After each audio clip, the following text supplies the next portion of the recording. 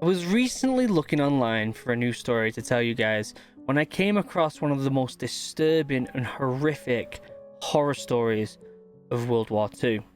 Now, this is a true story from World War II, and it's so disturbing that it genuinely feels paranormal.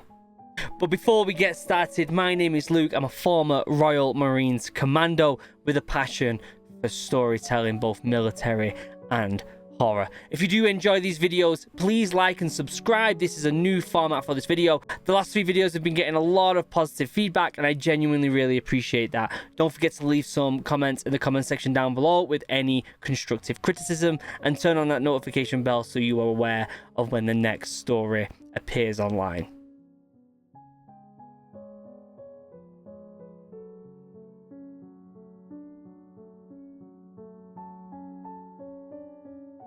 This horrific story was posted on Reddit by user Igloo444. I am going to be reading word for word what he wrote.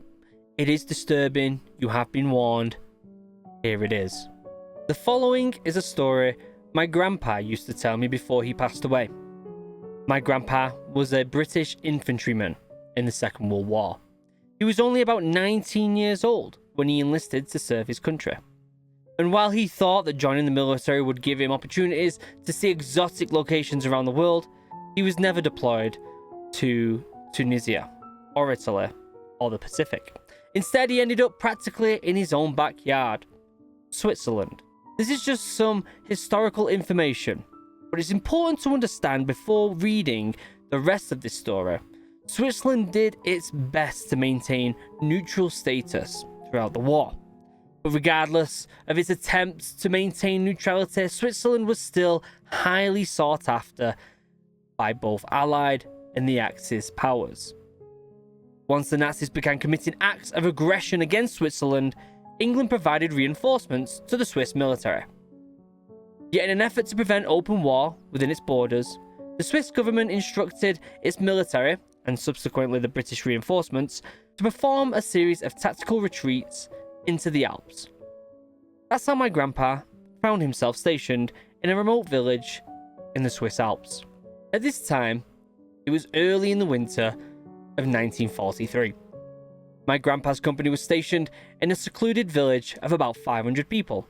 Part of the advantage they had with this location was that it was really hard to get to, and therefore had little chance of being spontaneously invaded by Nazi Germany.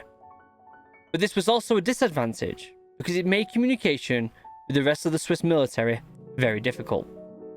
The issue with communication was further compounded when sometime in early December, a series of blizzards swept through the region and completely destroyed the few lines of communication that they had in the first place.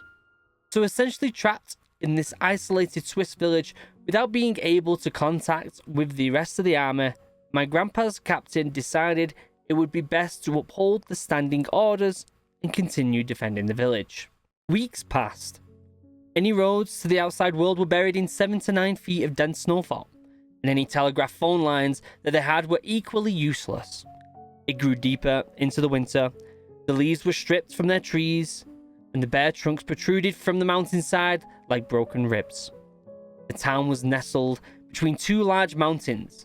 Sunlight only directly reached the town for a few hours each day, making the soldiers feel as if they were living in a state of perpetual dusk. One night, my grandpa was at the town bar with a few of his friends from the company, and a group of locals approached them. One of them particularly was visibly upset. All of the Swiss people in the town grew up speaking German, and none of them were used to having Brits around. So one of them began shouting in broken English, "Where take you, the children?" Luckily, one of the guys my grandpa was drinking with spoke fluent German and was able to act as an impromptu translator. After several minutes of confusion and yelling, the translator turned to my grandpa and the rest of the soldiers and said, "They say some of the village children have gone missing. They want us to do something about it."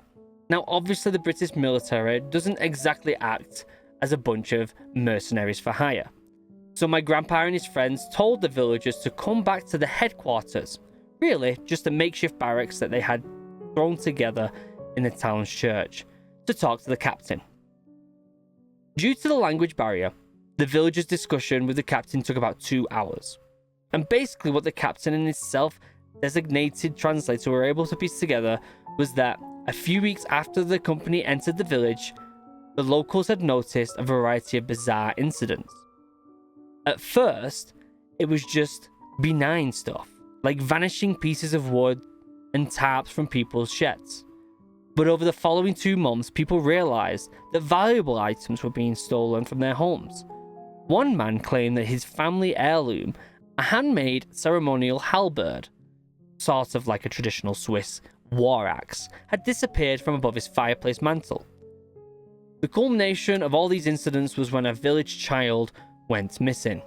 Of course, many assumed that the child's disappearance, although tragic and disconcerting, could be attributed to something as simple as the boy falling into a snowdrift while playing outside, or possibly being attacked and killed by a wolf or other predatory animals.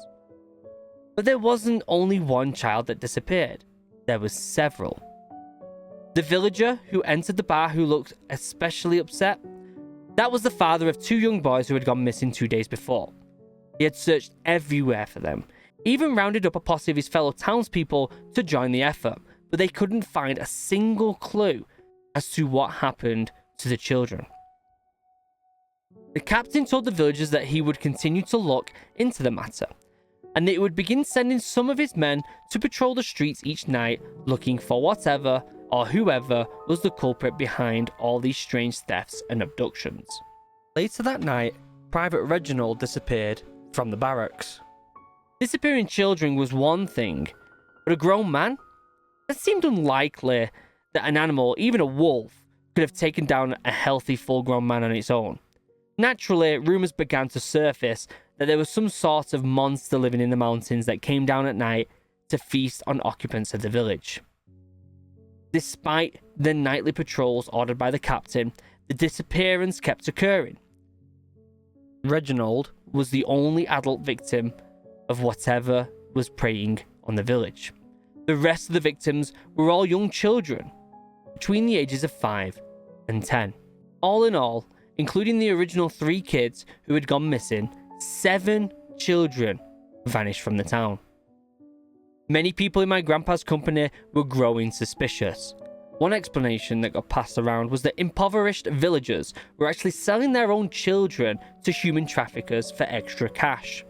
But even that didn't make any sense, because the roads into and out of the town were still blocked by snow. 3 more weeks passed without incident. At this point, it was early spring, and the snow was starting to thaw. That night, coincidentally, my grandpa was on patrol with several other soldiers. They discovered what was behind the children's and Reginald's disappearance. It was sometime past midnight when Grandpa and his comrades noticed a figure peering through the bedroom window of one of the villagers' houses. My grandpa was on the opposite end of the street, so at first the figure looking through the window didn't see the patrol. My grandpa and the other soldiers yelled at the prowler, and it immediately tore itself away from the window and began running away. Everyone in that patrol was certain that this was what was behind the disappearance and the break-ins. They ran as fast as they could in pursuit, through the melting snow and ice in the dead of night, screaming at whatever it was to stop. They kept running and running, and as soon as they found themselves on the outskirts of the village where the snow was still fairly deep, the figure jumped into the ground. It looked like it had vanished into thin air at first. But as the patrol grew closer, they realized that the prowler had actually jumped into a cave that had been hollowed out in the side of a snowdrift. Just as the soldiers began yelling into the cave for the figure to come out and show itself, several gunshots exploded out of the entrance of the snow cave. Without thinking, my grandpa and the rest of the patrol shouldered their weapons and all began firing into the hole. Silence.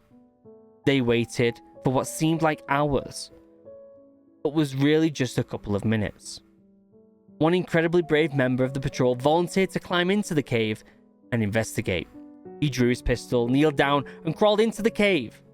Several seconds later, he emerged with a completely horrified expression on his face.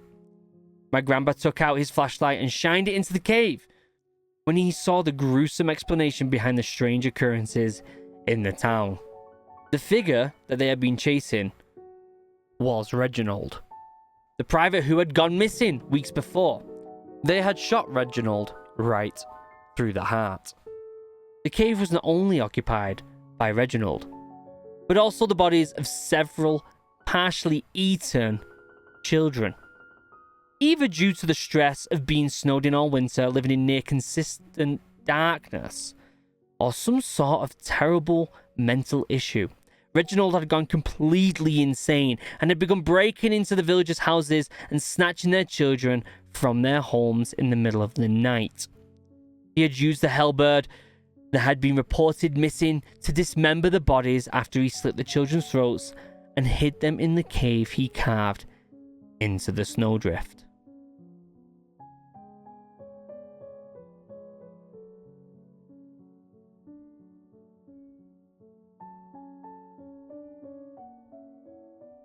Now, this is the part where I talk about my thoughts and my experience in the Royal Marines Commandos and try and compare it to these stories, especially stories that contain military aspects like this. We know that there are some horrific things that happen during World War II. In fact, there are horrific things that happen in war all the time. Sometimes these things are so disturbing, they sometimes start to overlap the paranormal. This soldier, Reginald, went so insane that he started eating children in a cave. Now, you've got to try and put yourself in a position to see why would this person go insane. It was always dark in this region. They were constantly at worry of being ambushed or like shot at by Nazi Germany. There's many different reasons.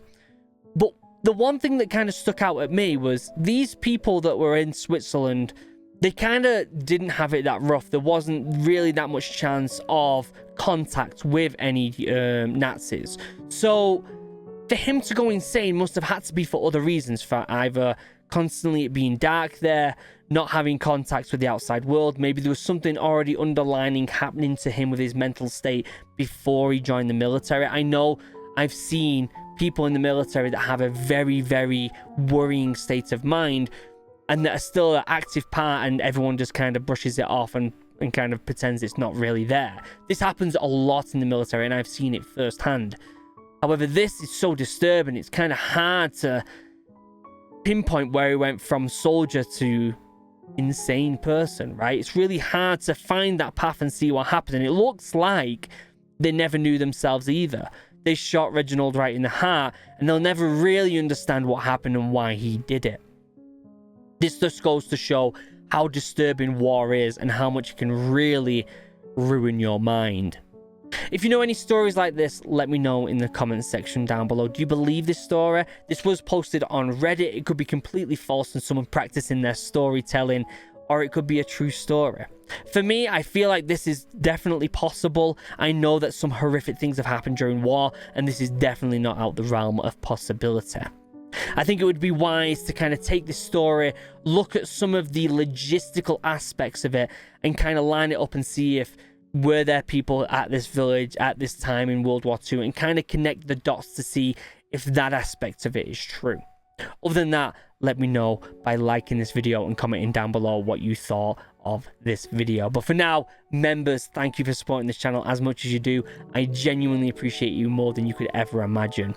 Links down below to all my socials, including my two other channels, The Sword and Scabbard, Original Adventures, where you can check out a tour of my school bus that we're traveling the United States with. Until next time, I love you all. Have a wonderful day. Goodbye.